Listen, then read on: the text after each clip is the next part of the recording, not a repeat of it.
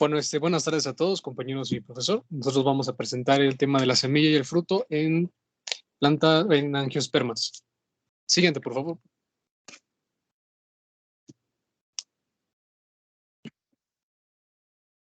Bueno, comenzaremos hablando de en qué momento apareció la semilla. A lo largo del siglo XIX se hicieron hallazgos importantes donde se encontraban plantas con frondas similares a los helechos, pero que no presentaban esporangios.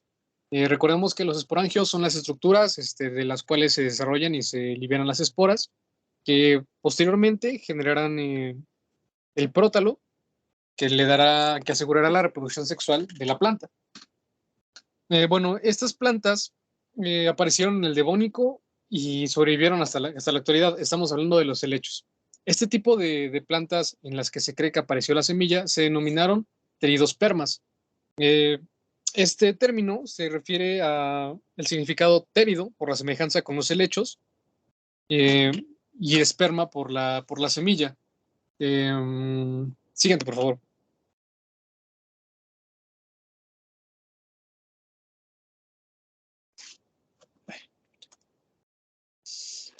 Ok, la clasificación de estas plantas fue un problema. ¿Por qué? No se sabía dónde clasificarse, si como un helecho, un pteridosperma o un progimnosperma.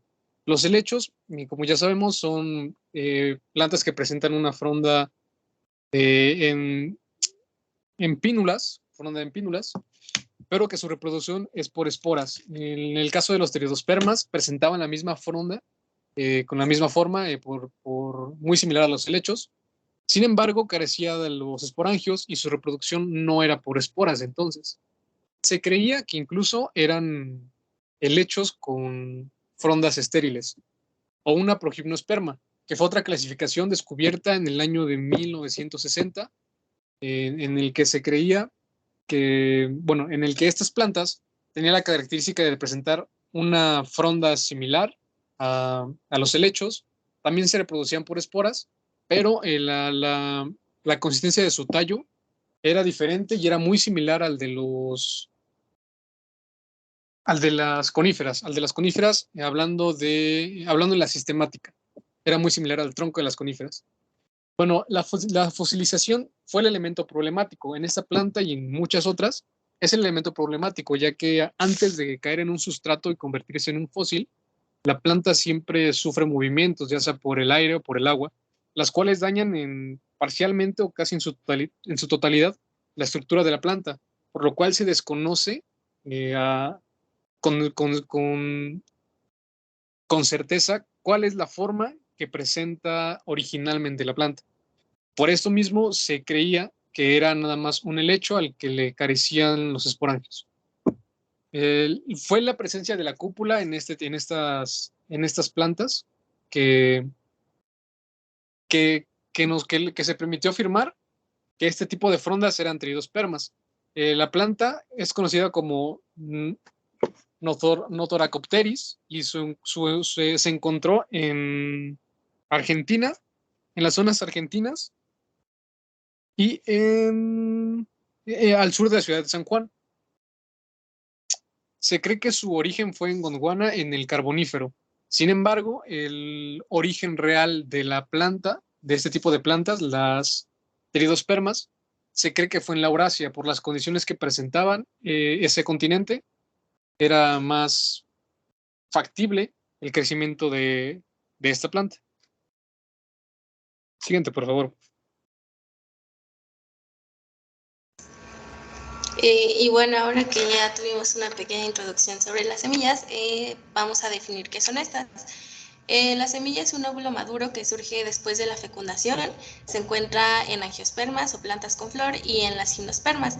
Se forma a partir del rudimento seminal localizado en el ovario de las flores y estas constituyen la unidad móvil de reproducción sexual de las plantas y cumplen con la función de multiplicar y perpetuar la especie a la que pertenecen.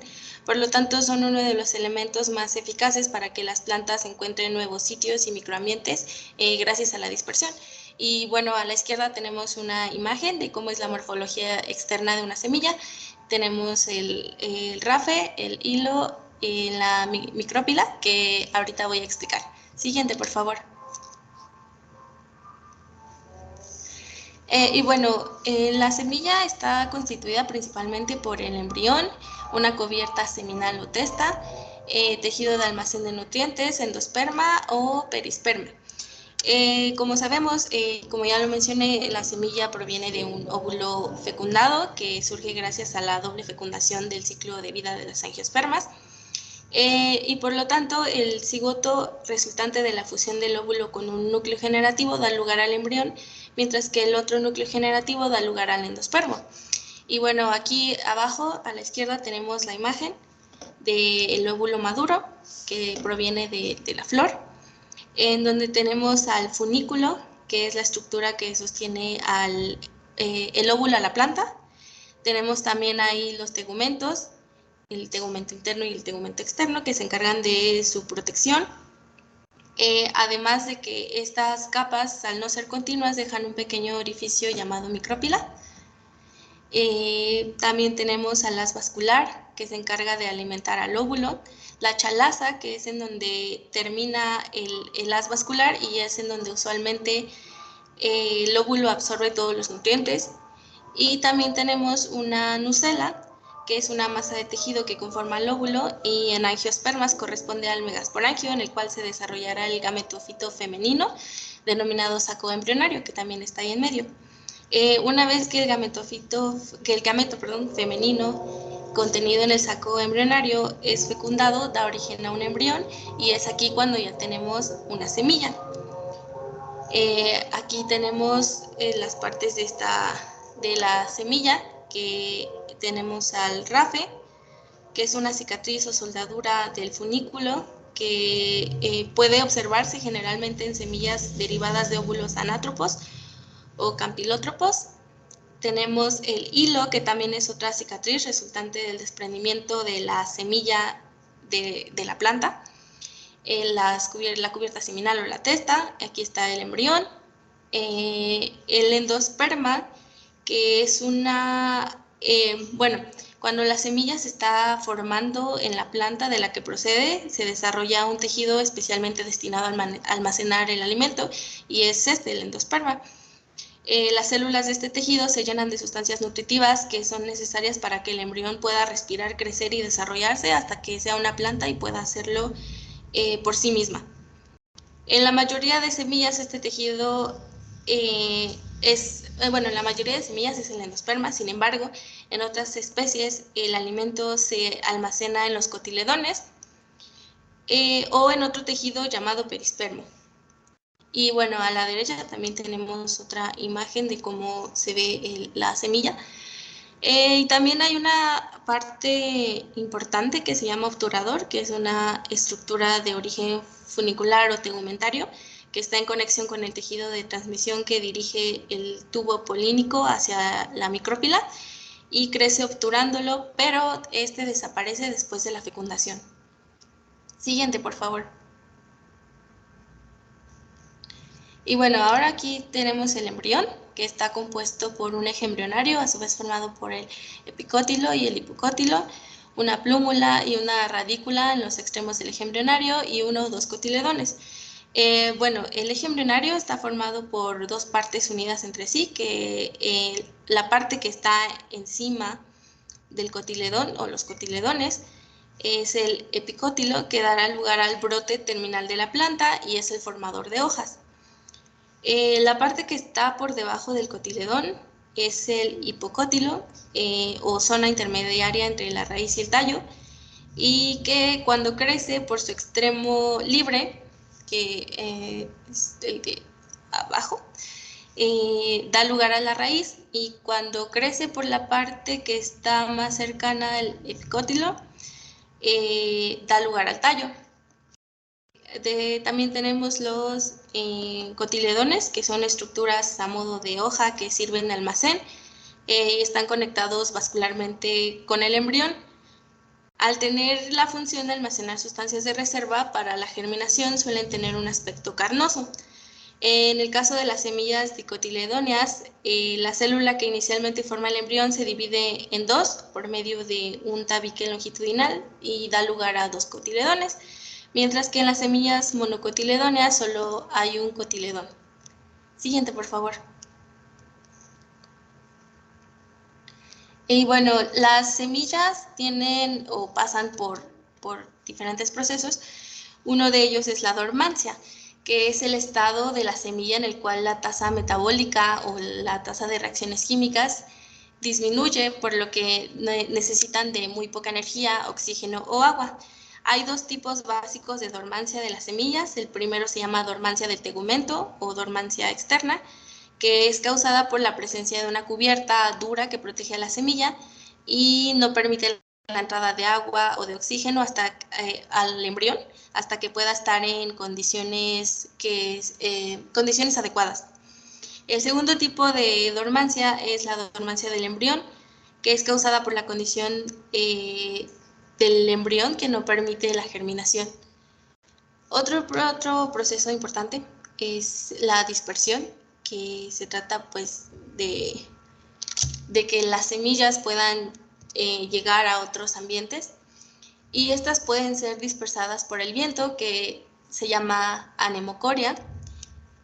Hay otra que se produce por la fuerza del agua, otra que es con la ayuda de los animales, que se llama zoocoria, o por propulsión a movimiento propio de la semilla, que se llama autocoria.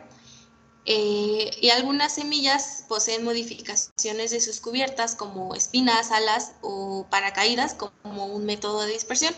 Y bueno, aquí tenemos la imagen de un diente de león que tiene algunos pelos que le ayudan a dispersarse, y ahorita lo voy a explicar. También está la germinación, que es un proceso mediante el cual el embrión de la semilla se activa, se desarrolla y crece hasta la emisión de una radícula. Hay tres pasos que abarca la germinación. El primero es la absorción del agua por la semilla, el segundo es la activación del metabolismo y el proceso de respiración, síntesis de proteínas y movilización de sustancias de reserva. Y el tercero es la elongación del embrión y la ruptura de la testa, a través de la cual se observa la salida de la radícula. La germinación se inicia normalmente con la entrada del agua a través de la micrópila. La cubierta de las semillas tiene sustancias inhibidoras que impiden la germinación de la semilla hasta que hay condiciones favorables. Estas cubiertas son normalmente impermeables, entonces cuando se elimina esta impermeabilidad, el agua entra con el oxígeno y los inhibidores son neutralizados, por lo que se produce un aumento de tamaño de las células del embrión, para lo que tiene que relajar sus paredes celulares. Esta expansión lleva a la ruptura de la testa, que podemos ver en el esquema de aquí abajo. Se rompe la testa y se crea una presión en todas las direcciones, y posteriormente se activa el metabolismo y la fase de incorporación de agua, acompañada de la emisión de la radícula, donde se considera que la germinación se ha completado. Hay dos tipos de germinación. Una es la germinación epígea, que es el tipo de germinación más común y ocurre en la mayoría de especies coníferas y latifoliadas, y es cuando los cotiledones son sacados sobre la tierra debido al alargamiento del hipocótilo. Y la germinación hipógea, que ocurre solamente en semillas, que ocurre cuando los cotiledones permanecen debajo de la tierra, mientras que el que se alarga es el hipocótilo. Siguiente, por favor. Y bueno, ahorita voy a mencionar algunos tipos de semilla. Estas se pueden clasificar en función a su tolerancia a la desecación. Tenemos dos tipos, que son las semillas ortodoxas, las cuales adquieren una tolerancia a la deshidratación durante su desarrollo y pueden almacenarse en estado seco, bajo condiciones específicas. Y estas semillas pasan por un periodo de secado durante su maduración y se desprenden bajo un contenido de humedad, el cual está en equilibrio con la humedad relativa prevaleciente. El segundo tipo son las semillas recalcitrantes, que son aquellas que pasan por un corto periodo o ningún tipo de secado durante la maduración y permanecen sensibles a la deshidratación, tanto en su desarrollo como después de su desprendimiento. Siguiente, por favor. También las podemos clasificar en función a el lugar en donde almacenan las sustancias de reserva. Tenemos a las semillas albuminadas o endospermadas, que son las que acumulan las sustancias de reserva en el endosperma. Tenemos también semillas perispermadas, que son las que almacenan las sustancias de reserva en el perispermo. Y también tenemos las semillas exoalbuminadas o exendospermadas, que son semillas que acumulan las sustancias de reserva en los cotiledones, y su máximo desarrollo del embrión se produce a expensas del endosperma, que es digerido y queda reducido a una fina capa de células parenquimáticas que rodean al embrión. A la derecha tenemos la imagen de arriba, es de trigo, y podemos ver ahí que está el endosperma, y ahí es en donde acumulan todas las sustancias de reserva. En la imagen de abajo es lo que conocemos como el cacahuate, y podemos ver que no hay otra estructura en la que puedan almacenar las sustancias de reserva, entonces se almacenan en los cotiledones. Siguiente, por favor. También tenemos algunas adaptaciones morfológicas de las semillas. Tenemos a las semillas aladas, que se presentan generalmente en pinos, que son semillas en las que el episperma se expande formando estructuras aliformes. De esta forma pueden recorrer largas distancias con la ayuda de la corriente del aire. Y también tenemos a las semillas con pelos, que es en donde el cáliz se transforma en pelos o cerdas rígidas, con una disposición radiada, aumentando el volumen y reducen la densidad de la semilla, y de esta manera se pueden transportar fácilmente por el aire. A la derecha, en la parte de arriba, tenemos las semillas de pino. Como se puede ver, tienen un ala. La siguiente es una semilla de Tabebuia rosa, que también tiene unas alas. En la parte de abajo tenemos a la Taraxacum officinale, que es el diente de león. Y a la derecha tenemos una semilla de Salix alba, que es el sauce blanco, y también es como una forma de como pelos, como algodonada, que le permite una fácil dispersión. Siguiente, por favor.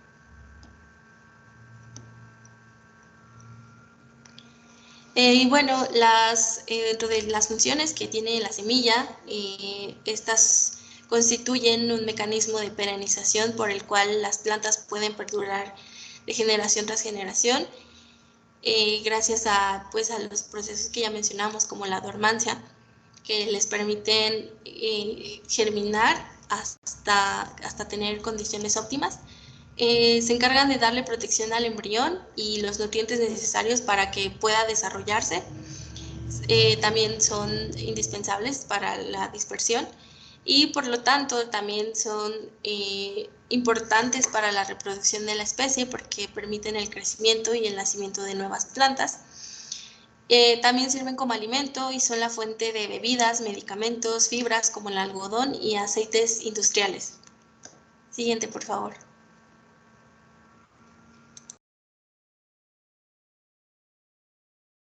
Bueno, yo les voy a explicar qué es el fruto. Esta es una estructura de la planta derivada del ovario de la flor que ha sido fecundada y desarrollada.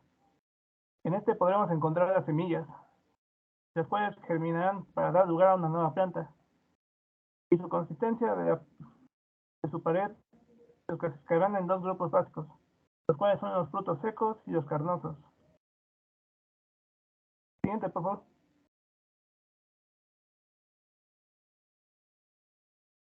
Bueno, estos son los diferentes tipos de frutos. El primero son los frutos secos. Estos generalmente poseen una cáscara dura, el cual es una biomasa compuesta por proteínas, entre ellas lignina, cenizas y almidón. Y estas contienen menos de un 50% de agua del total de su masa, y su pericarpo es duro. Entre estos frutos se encuentran los cacahuates, las almendras y las nueces. Y en cuanto a los carnosos, su pericarpo en este tipo es más blando y jugoso, y poseen más del 50% de agua en su masa total. Entre estos están los pepónides o los pepinos, las bayas y las drupas o los duraznos. Siguiente, por favor.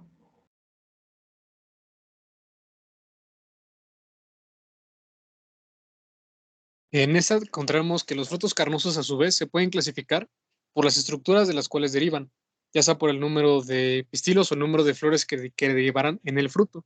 Encontramos los frutos simples, que son formados a partir de una flor con un solo pistilo. Encontramos los frutos compuestos, que son frutos formados a partir de varias flores. El fruto complejo, que además del pistilo también interviene en la formación del fruto otras partes de la misma flor. Y en el fruto agregado, que está formado a partir de una flor con varios pistilos. Existen también otros tipos de clasificación, que es por la propiedad que posee el pericarpo. Ya saben, el pericarpo está compuesto por sus 3 capas de tejidos. En este caso, tenemos que podemos clasificar a los frutos en bayas, las cuales presentan la característica de tener un epicarpo muy blando, y el mesicarpo y el endocarpo suelen ser carnosos. Los hesperidios, que presentan una materia carnosa entre el endocarpo y las semillas. En este caso pueden ser como los limones y las naranjas. Los pepónides, que son frutos que la parte exterior del pericarpo es endurecido. Drupas, que el mesocarpo es carnoso y el endocarpo es endurecido en forma de hueso o es endurecido de forma leñosa. Las polidrupas, que son frutos que combinan diversas drupas a la vez, como las frambuesas o las moras. Y los pomos, que son frutos de mesocarpo carnoso y el endocarpo es coriáceo. Esto quiere decir que su estructura del endocarpo es similar al del cuero. Siguiente, por favor.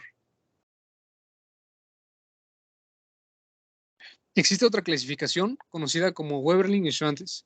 Esta clasificación es muy compleja y tiene un total de 35 grupos en los cuales se pueden clasificar los distintos tipos de frutos. Pero en general se clasifican como frutos monotalámicos, quiere decir que provienen de una sola flor. Estos a su vez como frutos simples, que son formados a partir de ginecios unicarpelares o sincárpicos. Esto quiere decir, al ser sincárpicos, que los carpelos se hayan soldados en un solo cuerpo. O sea, no están separados, están formados todos en un solo cuerpo. En los frutos simples encontraremos secos, los cuales también se clasifican dehiscentes e indehiscentes. La propiedad de ser dehiscente se refiere a la apertura espontánea de la estructura, en este caso es del fruto, una vez que llega a la madurez.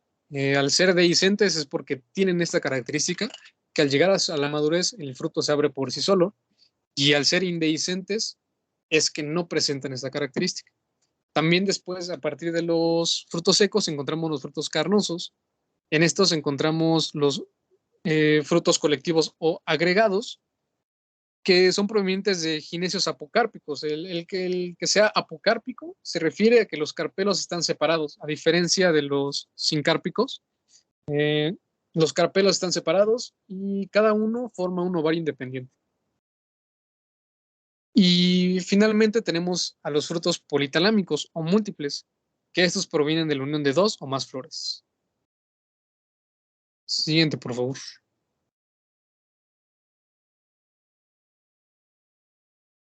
Y para finalizar, tenemos las ventajas evolutivas de cada uno de estos, de las semillas y de los frutos. En el caso de los frutos, las flores atraen a los animales polinizadores con sus colores y olores, en tanto que los frutos sirven para que los animales los coman, se dispersen las semillas que contienen. Esto se le llama coevolución.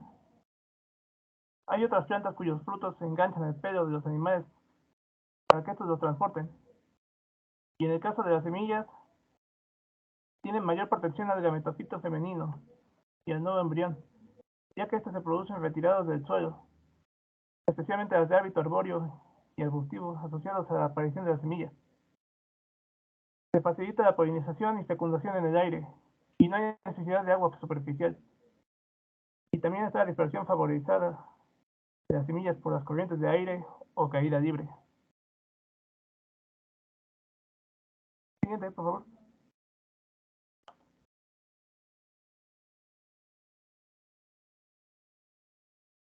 Bueno, eso es todo. Esperemos que les haya gustado.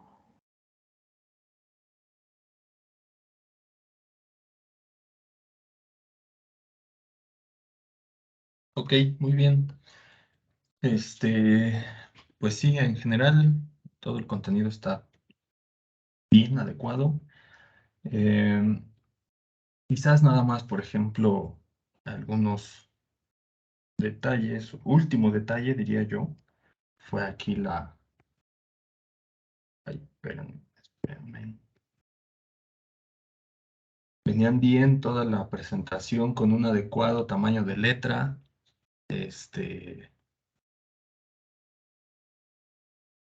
Y al final, esta última diapositiva ya como que desentonó mucho, ¿no?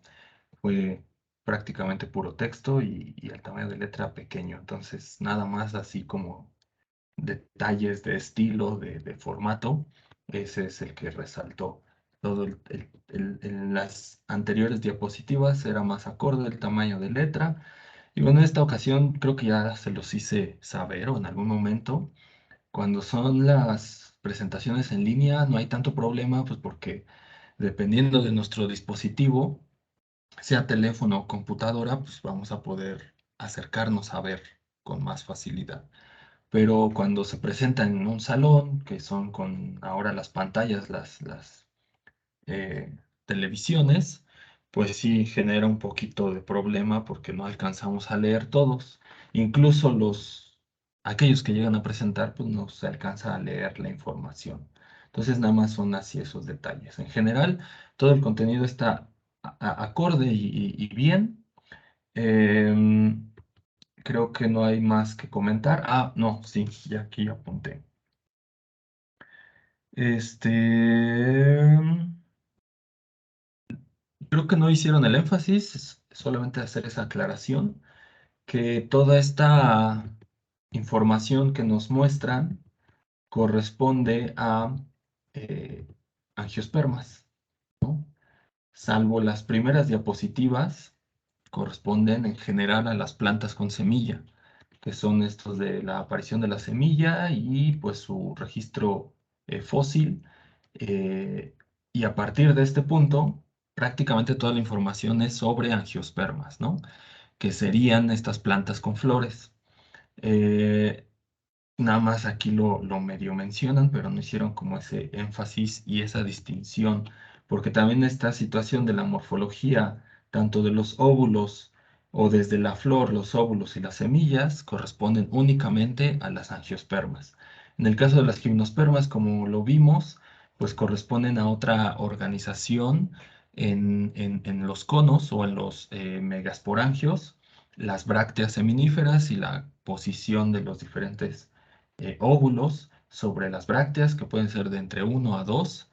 Y al final, la principal diferencia, si recuerdan, es la condición de que el embrión en las gimnospermas no va a estar protegido por un fruto. Va a estar expuesto únicamente, lo único que lo va a recubrir a los embriones en las gimnospermas va a ser la testa. Y en el caso de las angiospermas, pues tendrán esa principal peculiaridad que van a ser la protección del embrión um, por sucesivas capas, ¿no? Desde la testa, el endocarpo, el mesocarpo y el exocarpo, ¿no? Que es el fruto. Y algo que quiero también como hacer el énfasis es el detalle de los tipos de fruto que podemos encontrar. Generalmente nosotros a la hora de pensar en un fruto, lo que tenemos en mente son los frutos carnosos, ya que son pues las frutas que nos comemos, de las cuales nos alimentamos este, eh, estas diferentes capas, ¿no? Del pericarpo, el mesocarpo, pero también hay los frutos secos que no van a presentar esa carnosidad, valga la redundancia, o esa cuestión de jugosidad o de tejido hidratado. Un ejemplo típico o más fácil de identificar son las legumbres o las leguminosas, las vainas de los chícharos, de los frijoles, de las habas, tienden a secarse y a perder o a volverse de tipo maderoso o coriáceo. Y no tienen ese pericarpo carnoso, pero esa capa, esa vaina en las legumbres, en las leguminosas, esa vaina se correspondería a el fruto. ¿Ok? Perdón. Entonces solo sería hacer énfasis en esa distinción de los tipos de fruto que podemos llegar a tener en las angiospermas. Recuerden que son las únicas que van a tener un fruto. El que sean secos no significa que no tengan fruto. Más bien, el pericarpo no va a estar hidratado, no va a estar, pues, valga la redundancia, carnoso, no va a estar con esa textura más robusta, pero siguen siendo angiospermas. ¿Ok? ¿Alguna pregunta o comentario de los compañeros que están conectados? Entonces vamos a ver este tema, ventajas evolutivas de la flor y del fruto. Antes que nada, pues vamos a comenzar definiendo o teniendo un panorama más o menos general de qué es la evolución biológica. ¿Por qué? Pues porque el título de este tema así lo dice, ¿no? Ventajas evolutivas de la flor y del fruto. Pero llegamos de repente a tener una pues errónea concepción y entendimiento de lo que es la evolución biológica, y entonces al no tener claro qué es la evolución biológica terminamos pues teniendo una interpretación sesgada, subjetiva, de lo que adecuadamente debemos de ver como evolución biológica, en este caso, ¿no?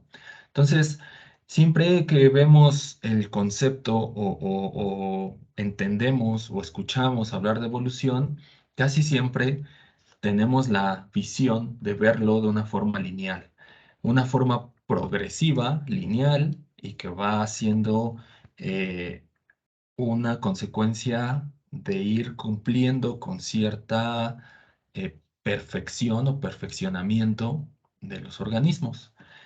Pero pues esta situación es totalmente errónea, pensar que la evolución es así de lineal.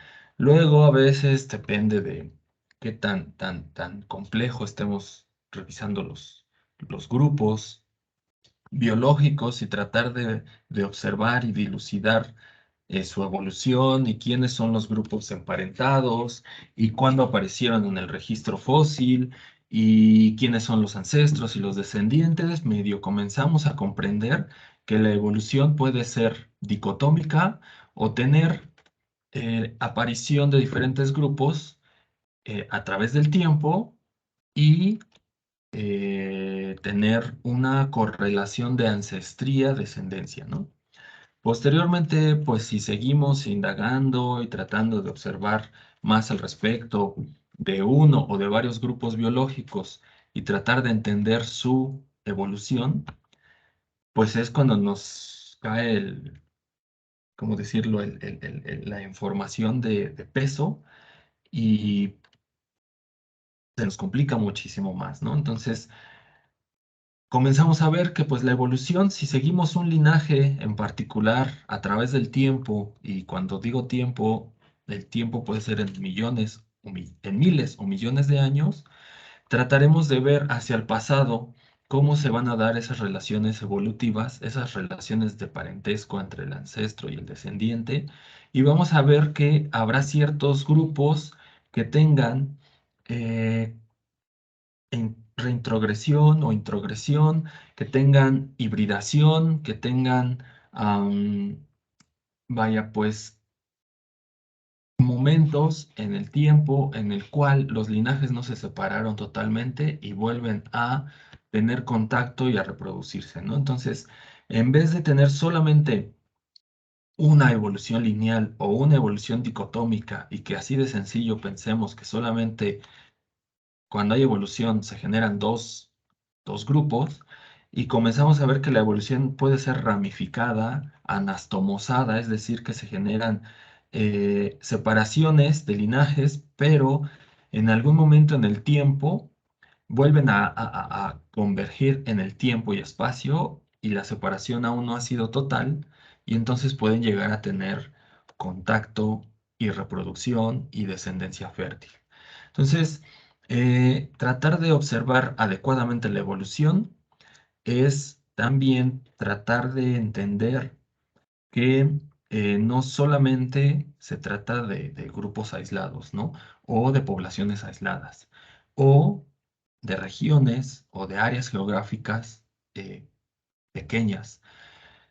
Cuando hablamos de evolución, pues tenemos que considerar a toda la población y a todo el contexto geográfico, es decir, el espacio y además el tiempo hacia el pasado y puede ser este tiempo de miles, millones de años y pocas veces vamos a poder observar un proceso evolutivo en cientos de años. Entonces ahí nos genera otro problema porque pues nosotros como humanos percibimos el mundo de manera corta, por así decirlo, en tiempo. Nuestra percepción del mundo y de lo que nos rodea o del ambiente que nos rodea tiende a ser de décadas. Por mucho, no sé, ustedes si ahorita comienzan a hacer ese ejercicio, por mucho se van a acordar cómo eran las condiciones climáticas de hace 5 años y tener un patrón de referencia a la actualidad y pensar y percibir si realmente el cambio, bueno, el calentamiento global se está percibiendo. Eh, Hagan ese ejercicio, comiencen a partir, si no lo han hecho, comiencen a partir de ahora, cada año tratar de ustedes tener ese marco de referencia entre qué tan lluvioso fueron los años, qué tan calurosos son. eh, Y ustedes mismos verán que pues de repente nuestra memoria no alcanza para recordar más allá de 5 años, más o menos la percepción, ¿no? De este sentido. Entonces, cuando hablamos y pensar que los linajes tienen una evolución de miles de años, pues ya es un tiempo difícil de concebir en nuestra mente. Si hablamos de que tan solo nuestra sociedad humana occidental a la cual pertenecemos tiene una historia rastreable de alrededor de poco más de 2000 años, es ya un tiempo que sobrepasa nuestra capacidad de percibir ese tiempo, ¿no? Entonces, aplicarlo a la evolución y a miles o millones de años se vuelve cada vez todavía más complejo. Sin embargo, habrá ciertos conceptos, ciertas percepciones que nosotros vamos a poder aterrizar eh, en nuestra comprensión y en entender los procesos evolutivos de los diferentes linajes, ¿no? En este caso, estaremos hablando del linaje de las plantas con flores y es un grupo en particular que permite o nos permite a nosotros como biólogos am, tratar de buscar respuestas al respecto de cómo la evolución puede llegar a desarrollar las especies y los linajes y en cuánto tiempo puede llegar a suceder, ¿no? Bueno, entonces trataremos de ver a la evolución biológica desde un punto de vista histórico y no tanto desde un punto de vista am, estático, ¿no? ¿Por qué? Porque constantemente nos están bombardeando con imágenes y con una serie y estas imágenes nos generan una serie de percepciones que nos sesgan el entendimiento de la evolución. Por ejemplo, si ustedes googlean en el internet, en el Google, ahí en cualquier buscador evolución, simplemente escriben evolución, generalmente aparecerán este tipo de imágenes asociadas a la evolución humana, en donde pues nos muestran una secuencia consecutiva desde un homínido tipo chimpancé, poco a poco a generar un homínido erguido. eh, Indican aquí la condición de la generación de herramientas hasta llegar a una apariencia ya de un humano moderno, ¿no? Entonces, esto es una representación gráfica de lo que se podría considerar como evolución lineal y progresiva y em, que nos quiere generar una impresión de que estamos perfeccionándonos a través del tiempo. ¿Ok? Ese tipo de concepciones de la evolución pues se genera también o se imprime en nuestro subconsciente, en nuestra memoria, a través de las caricaturas. También hay caricaturas habla de la transformación y de la perfección o el perfeccionamiento a través de una secuencia de cambios, ¿no? Seguramente ustedes han visto estas caricaturas en algún momento de su vida y esta de acá de creo que son los Pokémones, incluso o los Digimones, no me acuerdo, incluso utilizan la palabra, ¿no? De la evolución de no sé qué. Entonces te sugieren que pues es un cambio gradual y progresivo, y en eso pensamos cuando hablamos de evolución.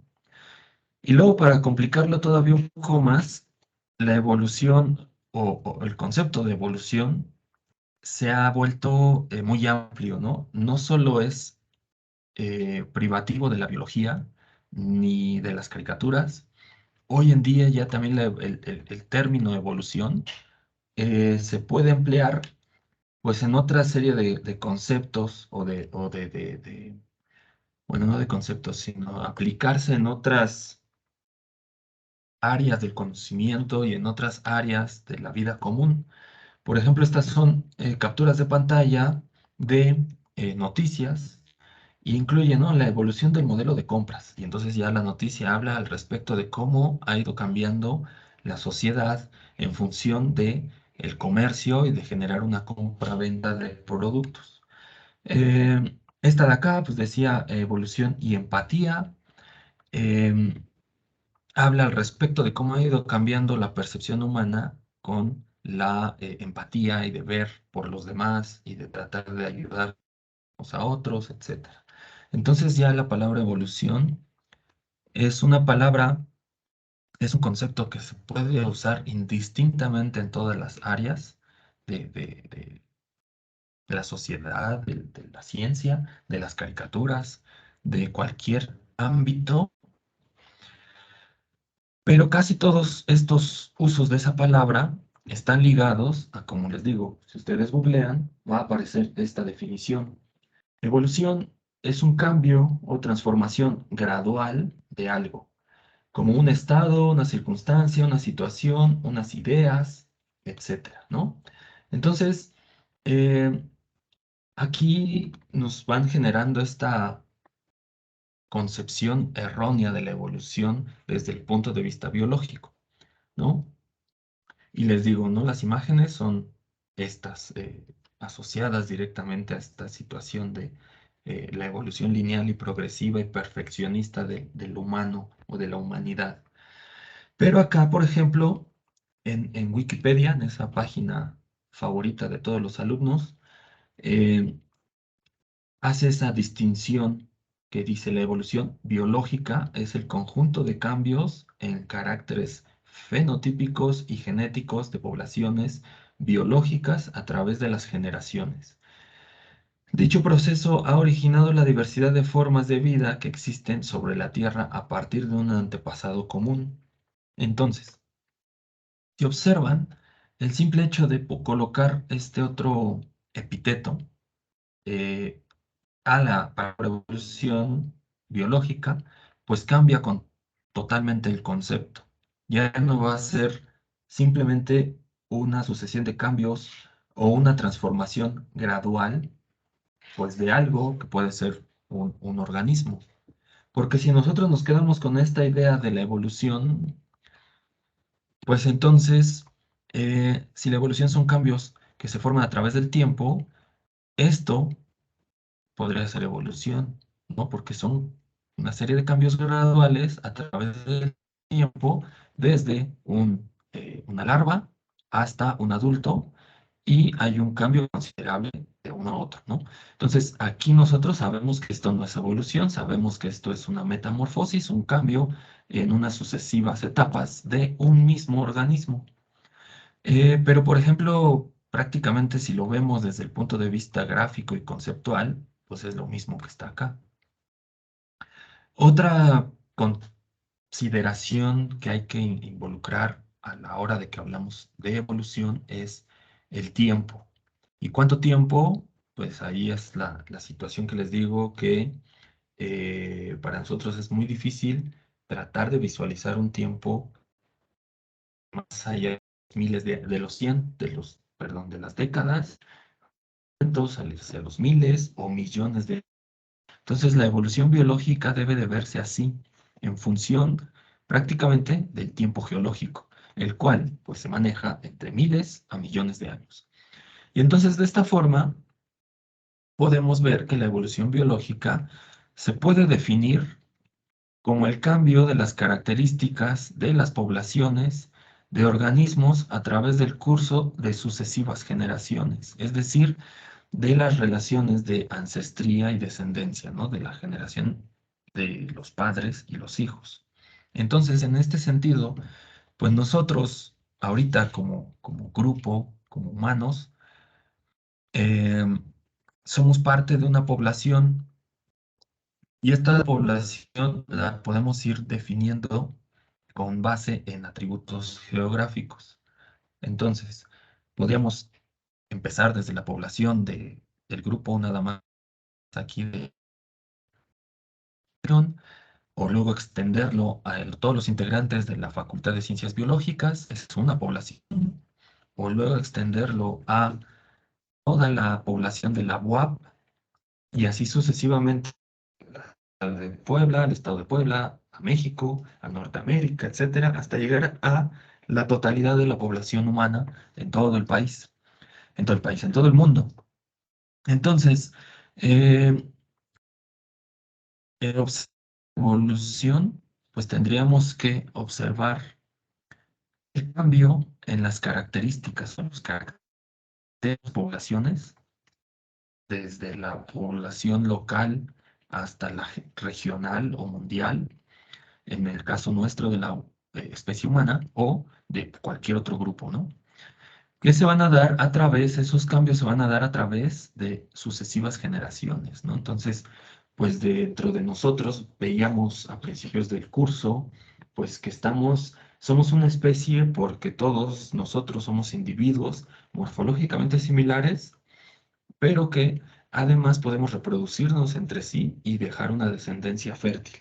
Eso es a lo que se refiere esto de dejar sucesivas generaciones, ¿no? Y a su vez, nosotros somos el producto de esa descendencia que se ha llevado a cabo a través de sucesivas generaciones hasta nuestro pasado, que pueden ser nuestros padres, nuestros abuelos, y así sucesivamente hasta llegar a, pues, las primeras poblaciones humanas que involucran esa cohesión genética reproductiva y evolutiva.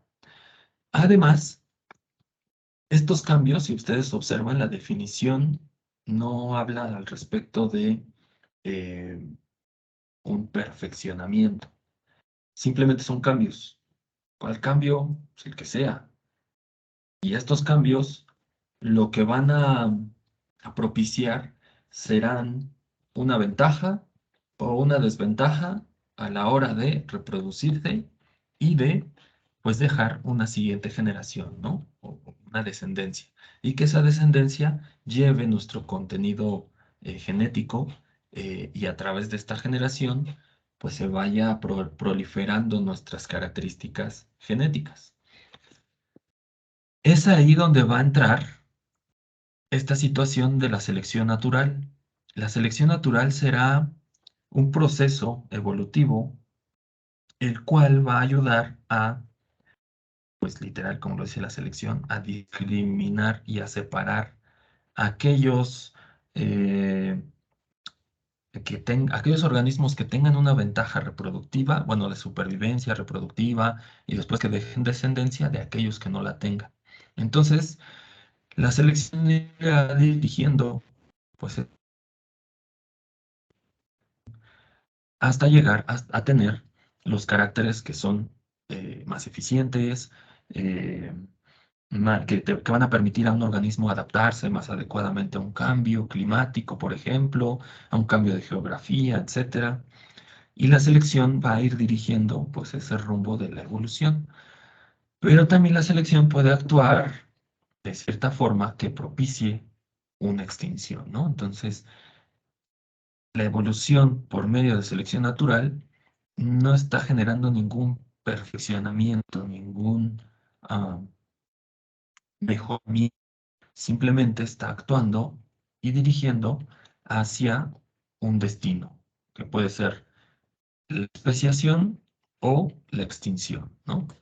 Entonces, eh, debemos nosotros y ustedes, bueno, ustedes como biólogos que se están formando, saber que la palabra evolución en un sentido pues muy amplio, muy general, simplemente va a significar cambio, un cambio así tal cual, ¿no?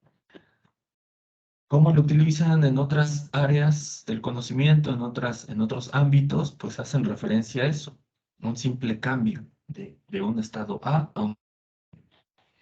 Pero nosotros cuando ya hablemos de evolución biológica, ya está implicando es con modificación, ¿no? Una población eh, original tendrá ciertas características dentro de toda su población y cuando estos caracteres se reproduzcan en la siguiente generación habrá un cambio. Y si ese cambio es notorio de generación en generación, propiciando eh, eh, eh, un sesgo, eh, una modificación considerablemente evidente, pues ahí es donde estaremos viendo esa evolución. Y estos cambios pues simplemente van a propiciar que te den una ventaja o una desventaja, ¿no? Por ejemplo, este diagrama que muestro acá corresponde a la explicación de las polillas ay, se me fue el nombre, en Londres o en Europa, para no errar, en donde las polillas blancas eran las comunes, ¿no? Posteriormente comenzó la revolución industrial y comenzó a generarse un uso desmedido del carbón, a producir pues vapor y poder producir movimiento, electricidad, etcétera, y calentamiento de los hogares, ¿no? Entonces, el ambiente comenzó a llenarse y a saturar de hollín, sí, de hollín en la atmósfera. Y este hollín comenzó a adherirse a la corteza de los árboles. En los árboles era donde las polillas blancas se posaban para reproducirse, para alimentarse, etcétera, ¿no? Estos árboles previamente tenían cortezas blancas, entonces estas polillas pues pasaban desapercibidas ante los depredadores que eran las aves. Cuando la corteza de los árboles comienza a llenarse de hollín y volverse oscura, pues las polillas con un cierto color eh, más oscuro, ahora ellas son las que tendrían la ventaja sobre las blancas, porque ellas ahora serían las que pasarían desapercibidas a los depredadores y entonces ellas van a poder llegar a la etapa adulta, reproducirse y generar una descendencia. Y entonces ese cambio ambiental que fue la saturación de hollín en las cortezas de los árboles propició que fueran seleccionadas negativamente las polillas blancas y positivamente las polillas oscuras, ¿no?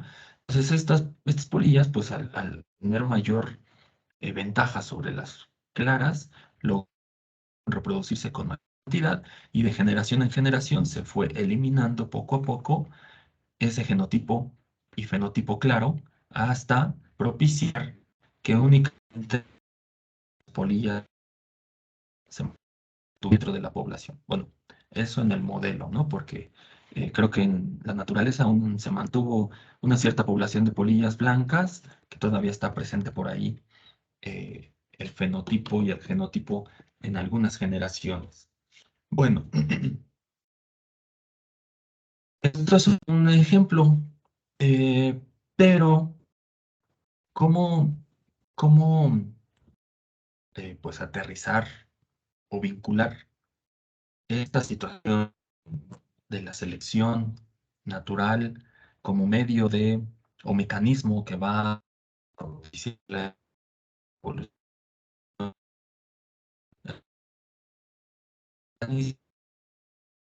En las plantas, bueno, tanto en animales como en plantas, pues la reproducción, hay un tipo de reproducción que es la reproducción. Y en particular en los animales es donde se ha estudiado con mayor eh, énfasis el estudio de la selección sexual. Y pues se ha observado una serie de caracteres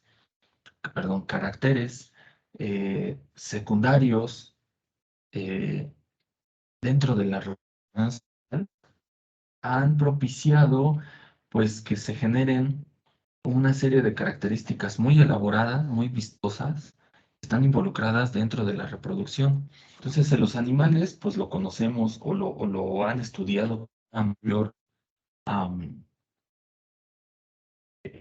cantidad o una mayor esfuerzo de trabajo, decirlo, y pues se han identificado una serie de comportamientos, de caracteres que se han involucrado en la reproducción y que han propiciado las modificaciones de tamaño o en estructura que están involucradas en el apareamiento, en la reproducción de los organismos, ¿no?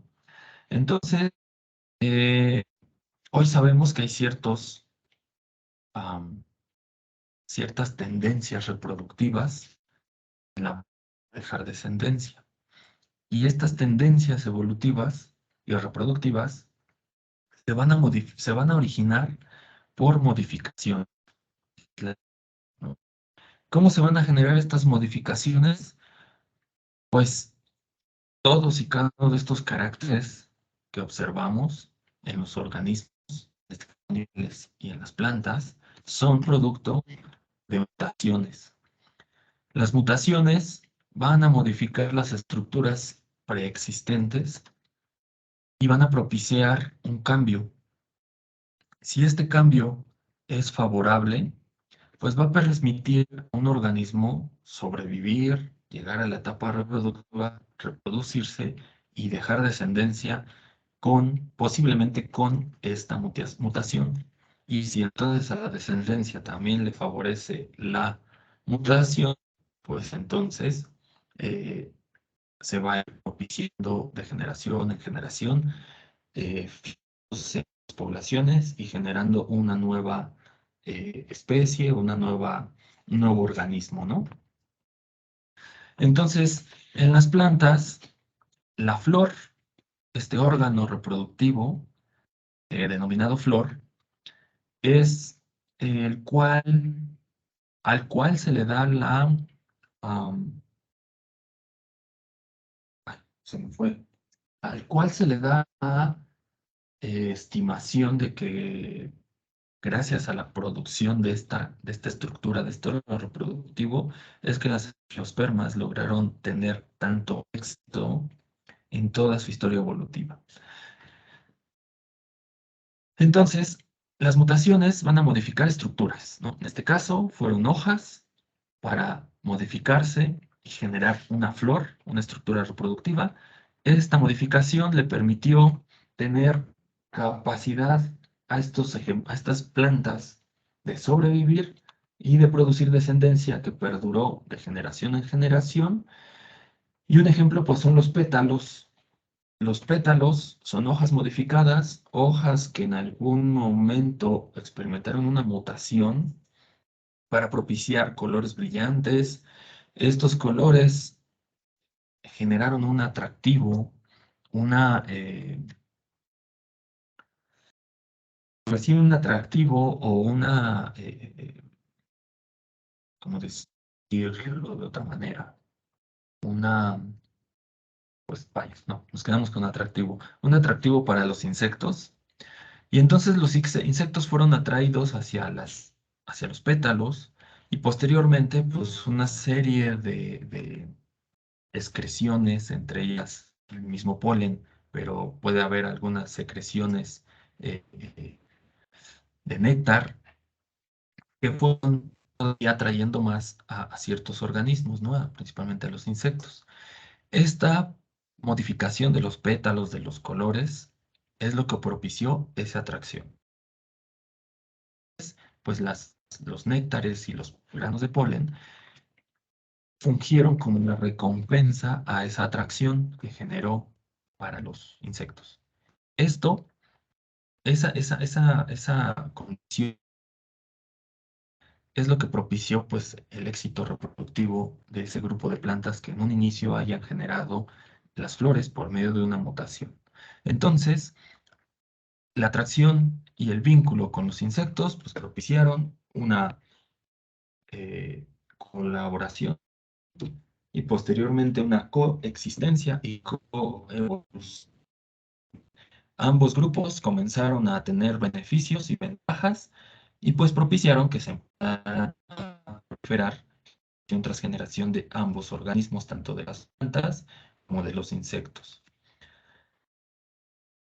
Hoy en día tenemos una gran variedad de estructuras florales eh, que han incluso, tras sucesivas mutaciones y tras sucesivas cambios de forma de los pétalos y que esto han ido beneficiando la reproducción, han logrado tener estructuras florales con morfología incluso de insecto, ¿no?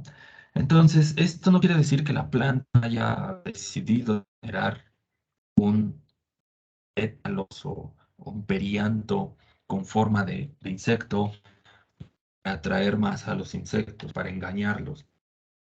Simplemente, al paso del tiempo, de miles o millones de años, sucesivas mutaciones fueron modificando la estructura floral y los insectos fueron favoreciendo, ayudando a la reproducción de ese grupo de plantas con esas mutaciones y poco a poco se fue transmitiendo de generación en generación hasta llegar a lo que tenemos hoy en día, ¿no?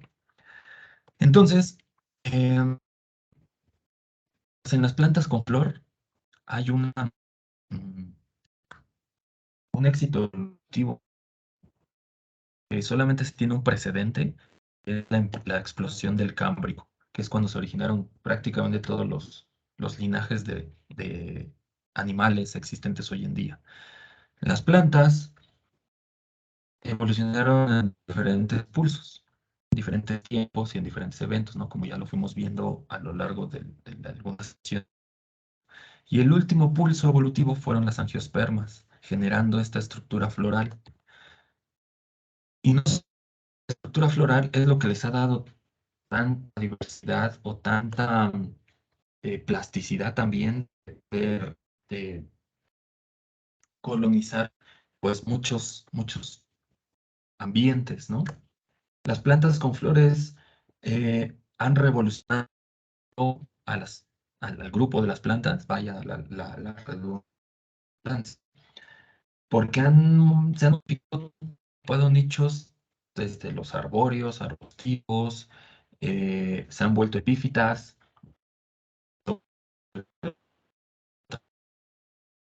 Las angiospermas son el único grupo de plantas que ha regresado al ambiente marino. Y vaya, mucho de lo que se ha logrado en su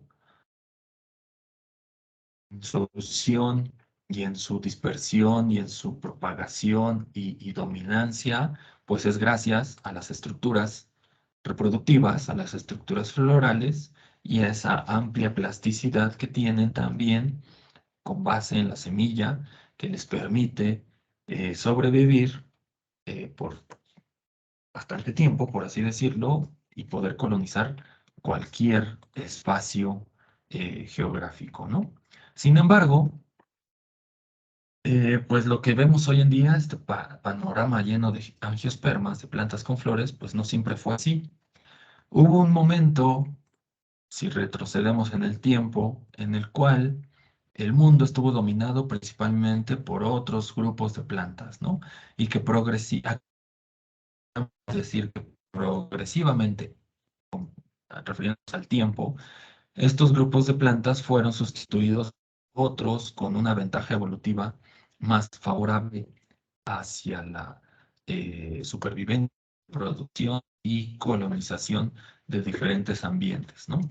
Entonces, hubo un tiempo, principalmente en el Paleozoico, entre el Paleozoico y Mesozoico, Carbonífero al Triásico, donde las pteridofitas formaron el principal componente de la flora en los continentes, ¿no? Los helechos, los licopodios, los equisetos, fueron los grupos de plantas que dominaron, pues, por varios millones de años, pero hubo un momento, y son todavía preguntas que no se resuelven, no sabemos qué es lo que sucede realmente, que a pesar de que estos grupos tienen un éxito, en sus tiempos, en sus ecosistemas, tienen una decadencia abrupta. Pero lo que sí hemos observado es que cuando hay esas decadencias, otros grupos, otros linajes que surgieron eh, pues considerablemente en el pasado, tienen un éxito, ¿no?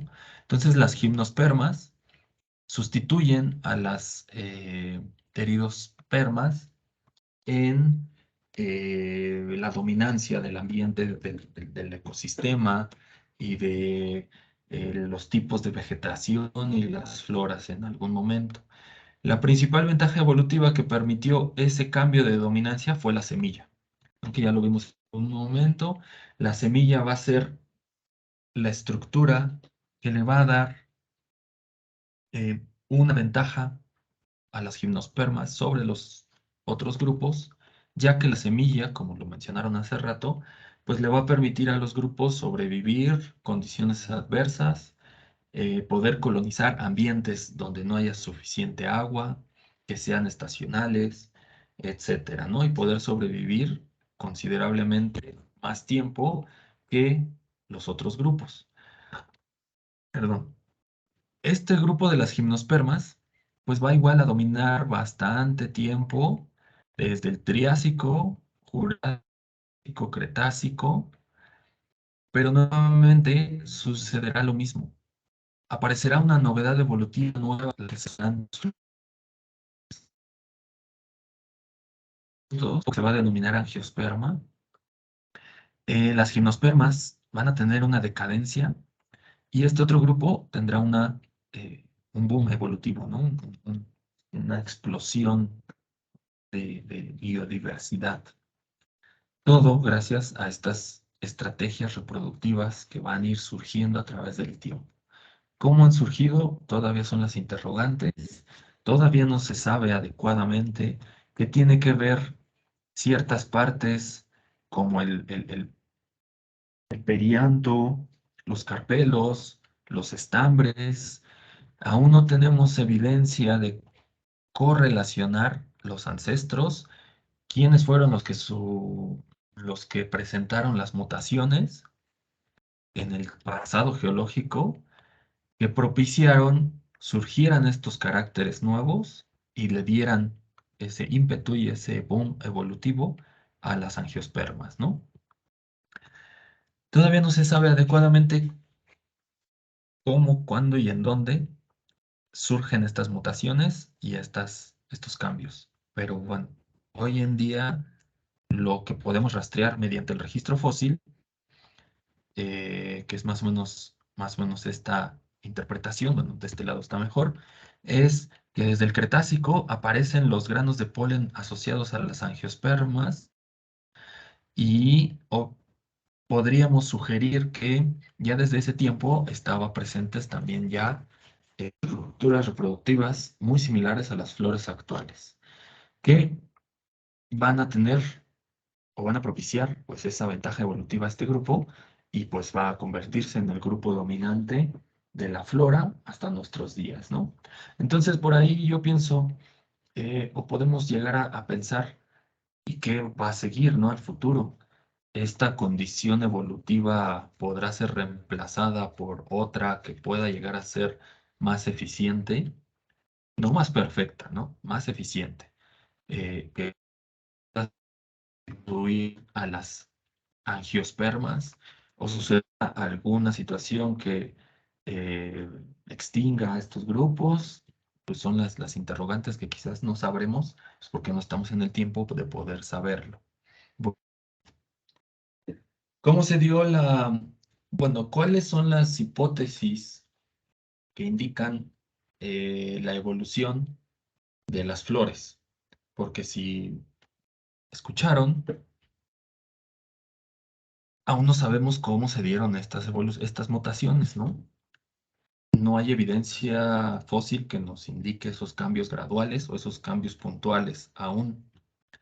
Pero la deducción más plausible y más parsimoniosa será eh, que fueron hojas modificadas o que las hojas se fueron modificando a través de sucesivas generaciones mediante cambios propiciados por mutaciones y dirigidos por la selección natural hasta generar,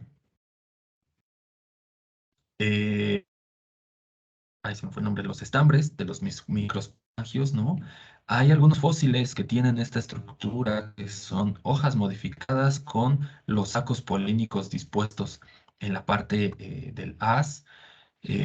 Compuestos también, en estas dos etapas hay fósiles de gimnospermas muy similares, pero ya a partir de la distinción de un filamento que va a dar como origen a los estambres, es donde ya se pierde el registro fósil y ya no sabemos si sí realmente fue así la ruta evolutiva para llegar a esta situación, ¿no? Pero ojo, no quiere decir que fue lineal. Recuerden que la evolución no es lineal, cambios, ¿no? Pero esta es como la ruta más idónea y el modelo que nos permite tratar de hipotetizar que fue así el surgimiento de los estambres. En el caso de los megasporangios, que serían los caracteres o las características, las estructuras morfológicas femeninas, sucede algo similar, ¿no?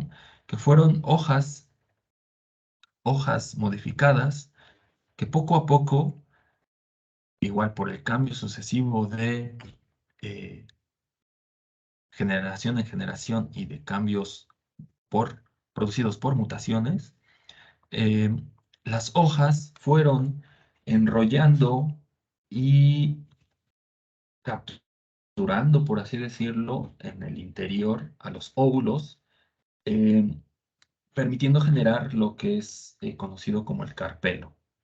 Y que este carpelo todavía no se sabe, o sea, esta es una hipótesis, pero no se tiene evidencia contundente de que así haya sido, ya que este carpelo, pues no hay como una correspondencia con un ancestro, ya sea gimnosperma o pteridosperma, y no hay registro fósil que nos permita observar estas etapas particularmente. Entonces, el carpelo en particular es un enigma en la evolución de las plantas flores. Sin embargo, es prácticamente la estructura eh, que va a favorecer muchísimo la reproducción de estas plantas, tanto, bueno, la etapa reproductiva, tanto la etapa de dispersión. ¿Por qué? Pues porque el óvulo quedará dentro del carpelo, ¿no?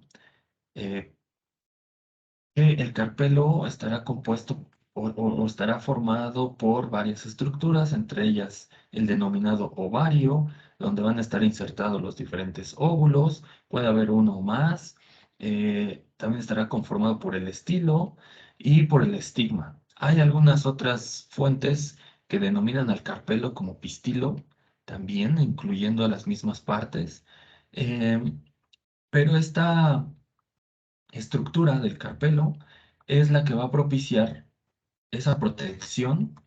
Ahora ya vamos a tener otra capa, no solo la testa, y posteriormente la parte basal de este carpelo o de esta hoja modificada es la que va a dar origen a el fruto, el posterior fruto.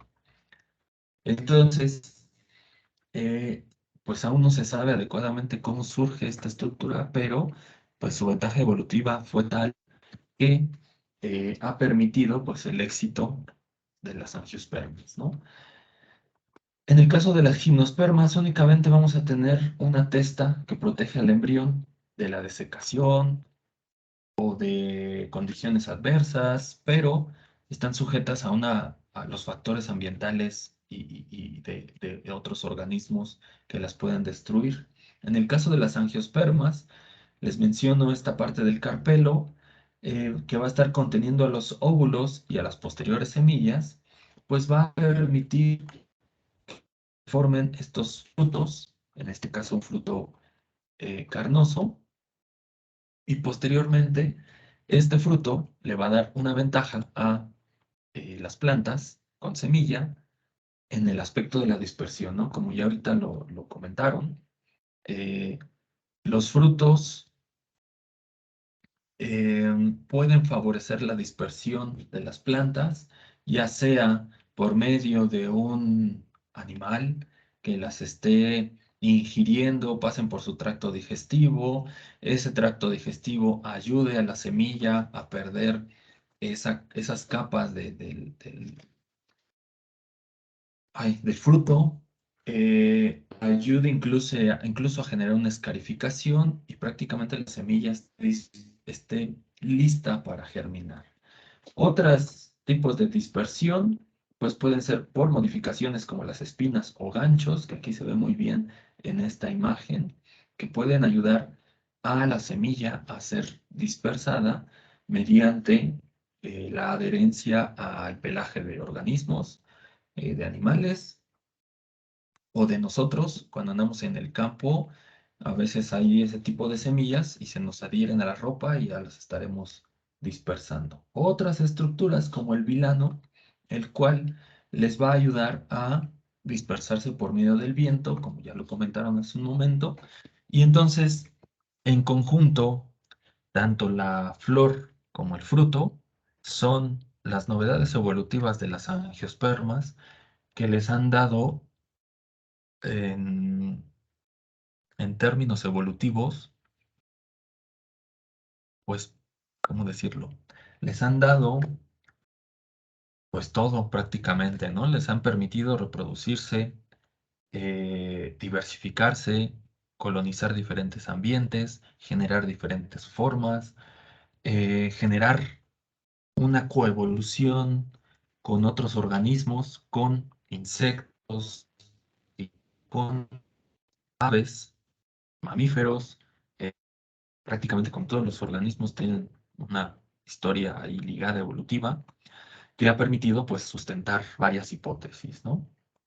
Por ejemplo, hay algunas especulativas, eh, no son, pues no se han comprobado, son a nivel de especulación que los frutos, bueno, las flores y los frutos tuvieron también una especie de coevolución con las aves. Y entonces, gracias a esa correlación temporal, déjenme mostrarles pues estas tablas. Los dinosaurios se extinguen al final del Cretácico, los dinosaurios no avianos. Pero los dinosaurios avianos, o sea, las aves, sobreviven a esa extinción y se diversifican a partir del terciario. Y hay también una correlación con la diversificación de las angiospermas. Entonces, se sugieren de forma especulativa que los dinosaurios avianos o las aves fueron también un grupo muy importante y son un grupo muy importante en la polinización y la dispersión de las plantas con flores, ¿no? Entonces hay una correlación evolutiva que no puede quedarse de lado y que incluso ha favorecido a la alta colonización de estos grupos, ¿no? Bueno, entonces, eh, pues recuerden que la evolución no es lineal, que la evolución puede llegar a comprenderse desde un punto de vista simple en estas observaciones dicotómicas, pero cuando entramos hacia el tiempo geológico pasado se vuelve cada vez más diversa y más compleja, ¿no? Eh, la evolución será esa situación de los cambios en las características de las poblaciones, de los diferentes organismos a través de sucesivas generaciones, y que para que las plantas con flores actuales tuvieran esta dominancia, tuvo que haber mutaciones que propiciaran cambios considerables en las estructuras reproductivas y que esos cambios fueran favorables para su reproducción, ¿no? Dos de ellos, pues es la flor, el perianto, propiciando la atracción de polinizadores, y la otra, el fruto, propiciando la dispersión y colonización de diferentes ambientes. Sumando a ello, pues la semilla, aunque la semilla, pues es una novedad evolutiva que proviene desde más atrás en el tiempo, desde las gimnospermas, que ahí ellas pues lograron explotar esa novedad hasta el punto máximo que fue sustituir a los diferentes grupos de pteridofitas y tener su auge en el Mesozoico. ¿Ok? ¿Alguna pregunta?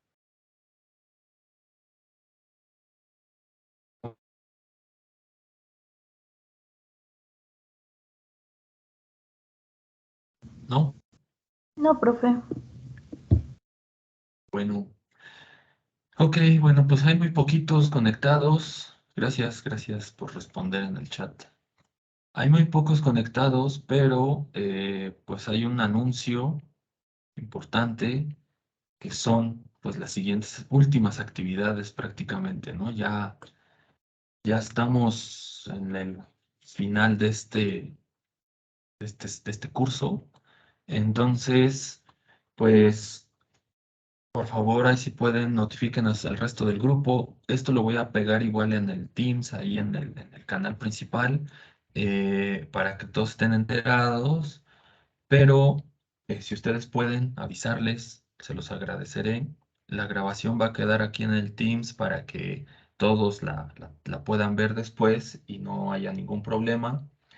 Entonces, con esto, con el tema visto hoy, estamos terminando prácticamente el tema o la unidad 4 que es estructuras de reproducción en gimnospermas y angiospermas. Entonces, tendríamos que elaborar el último, que sería de conceptos generales de estructuras de reproducción de gimnospermas y angiospermas, que comprenden gimnostróbilos, androstróbilos, gálbulas, flor, carpelo, gineceo, androceo, todos esos, las ventajas evolutivas de las semillas y tipos de semillas que nos expusieron el día de hoy, y las ventajas evolutivas de la flor y el fruto, eh, y clasificación de frutos, también lo comentaron hace rato sus compañeros, ¿no?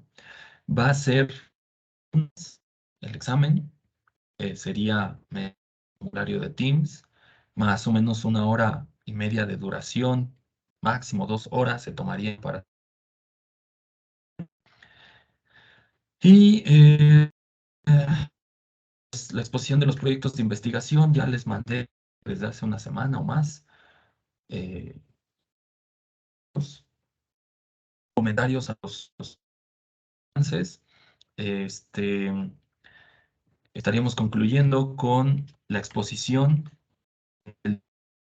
y 18 de noviembre, más o menos de presentación por equipo.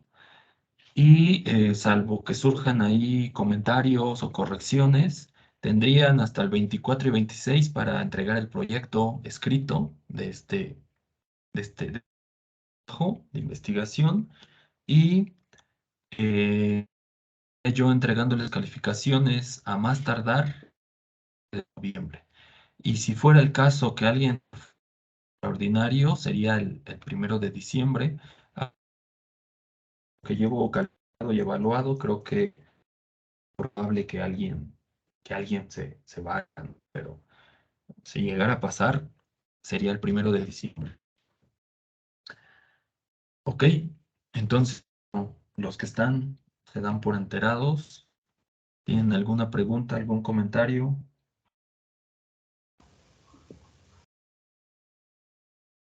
Yo, profe, disculpe, ¿va a venir lo de placentación en el examen?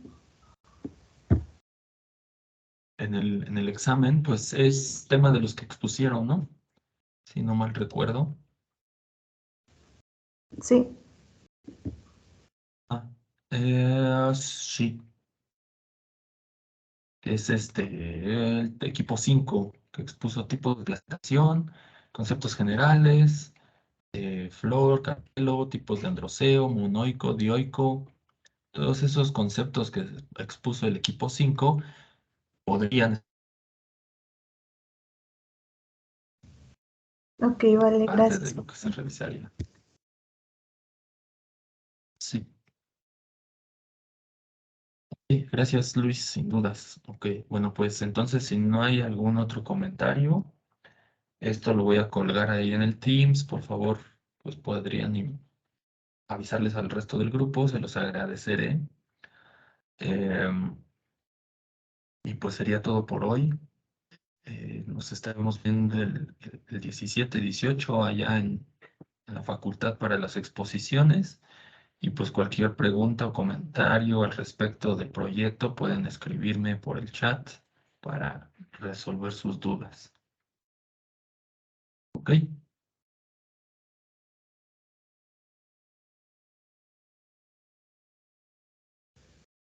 Sí, profe, gracias.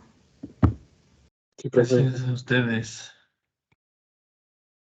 Gracias a ustedes. Bueno, pues entonces que tengan buena tarde y buen fin de semana.